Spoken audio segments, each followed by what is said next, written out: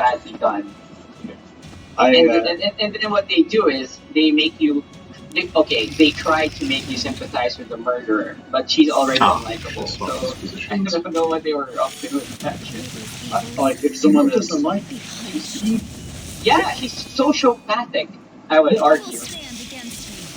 Remember, it's Bobby Kotick as well from Activision that said the goal I had was to take the fun out of making video games.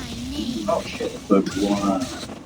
because you like them and you're problematic. That's why. Yeah. Oh, Exactly. But no, why do you think it's the leftist sort of culture critic? They hate you, even though you don't bring politics into what you do. Like I can watch your stuff and measurements, units of measurement, what was it? They're like Nazis or something?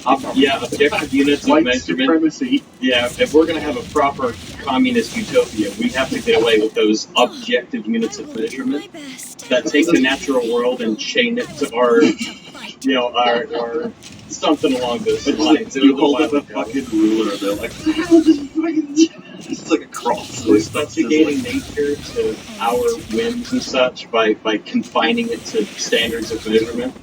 It's so patriotic. That was one of those. Well, the thing is, if you're critiquing a piece of media on its own terms, as the author of it intended it to be critiqued and made, from within its own logic, then there's no room for this outside ideological analysis, and there's no point to it. You know? And if you're like, look, I can do a valid critique from within the walls of the universe, and in fact that seems to be a lot more popular than the alternative, then no wonder they're I mean, they don't have to watch. It's like, I think part of what we'll probably do here today is explain that fucking 10,000 ways his death made no sense. And it's just like, yeah, but how did it make you feel? Important part. the thing is that, like, while it wouldn't be the first, my preferred direction for the story to take, if someone was to tell me, like, if I'm a writer working on a game, and the director tells me, okay, this is the direction the story is going to take, you have to kill off Joel in the first 2 hours of the game. I'm not going to like it, but I'll try to make it work. I'll try to have it make sense. I'm willing to work within those. What if they said you have to come next to it? I'd go along with it, but I wouldn't have tried to synthesize with Manny afterwards. You'd have a scene you brutally chop Manny into pieces with Pretty much. Yeah. But Manny likes his daddy, so everything's okay. Yeah. So what? Manny's dad is sick, guys. His dad is sad. He's sad. I think it's. Feel sorry, and he's a ladies' man, and he likes anime.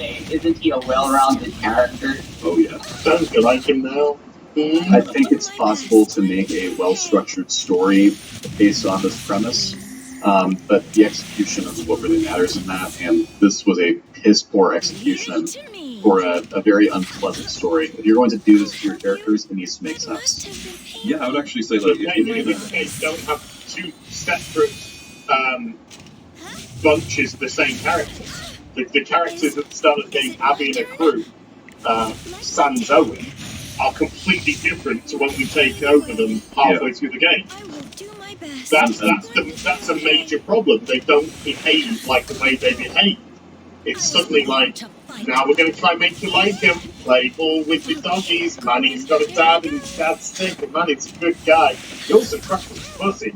Oh look, Mel's suddenly got a fucking baby out of nowhere. I don't know where the fucking came from, which is now pregnant. As was the one that told us, and he saw it. Like in the Joel kill scene, Mel's stomach is flat. yeah, I And do. I researched this. Someone on Reddit actually made a map. How long would it take for people to travel from Jackson to Washington? That's around, at most, it will be like 41 days. And by the time you get there, Mel's like almost going to get the baby out of her womb. It's like that big already. And you would say that, oh, maybe, I rewatched the scene, maybe you could give Mel the benefit of the doubt, like she has a jacket, maybe she has a small baby She's bump. leading over. But Abby is shocked that Owen told her that Mel is pregnant. So I think no one in the group knows that Mel was pregnant in the first place. Like, at best, she would be in her first trimester around that time. She's pregnant. Like almost gonna give birth. It's like so contrived for drama. It pisses me off. The flashback to the reveal that they have this lead as to where to find Joel in Wyoming takes place 4 months before the whole Seattle, like the 3 days in Seattle, which means that in the 4 months that have passed since then, they traveled to Jackson and then traveled from Jackson.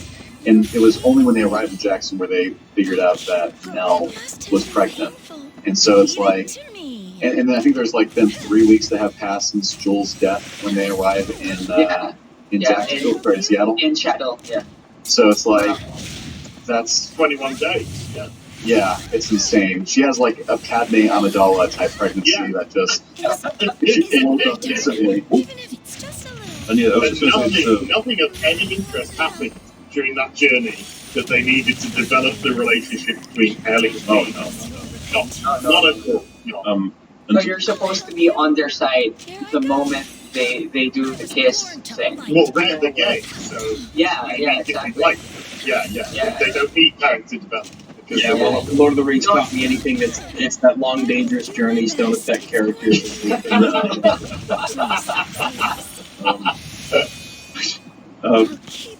to bolster what South was saying earlier as well, it's like the kind of controversial decisions we're dealing with, like, again, producer mind on nothing but there's the concern of people buying the game, and you're like, yeah, we're gonna beat Joel to death, you're like, ooh, you better make sure everything to do with that is like crystal clear, right?